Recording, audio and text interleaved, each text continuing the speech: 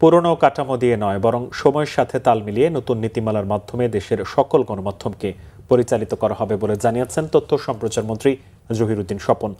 বুধবার রাতে রাজধানীর ঢাকা ক্লাবে দেশ রূপান্তর পত্রিকার ৮ম বর্ষে পদার্পণ অনুষ্ঠানের বক্তব্যে কথা বলেন তিনি। জানান, সময়ের সাথে তাল মিলিয়ে গণমাধ্যম সংশ্লিষ্ট যাবতীয় নীতিমালাকে পরিবর্তন করতে হচ্ছে। এসব উপস্থিত ছিলেন বিরোধী দলীয় নেতা ও জামাত আমির ডাক্তার শফিকুর রহমান।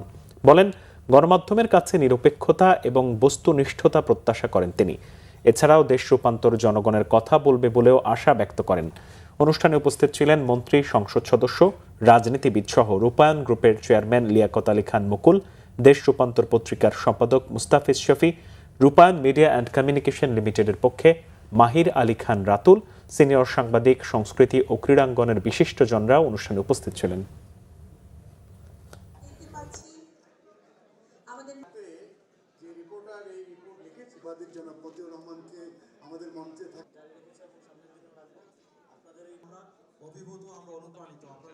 নামটা হচ্ছে দেশ রূপান্তর। আমরা আশা করব যে দেশ রূপান্তর নামটা যেরকম সেই রকমই দেশটাকে রূপান্তরিত করার জন্য অবশ্যই ভালোর দিকে, খারাপের দিকে না, তারা স্বচ্ছ ভূমিকা রাখবেন।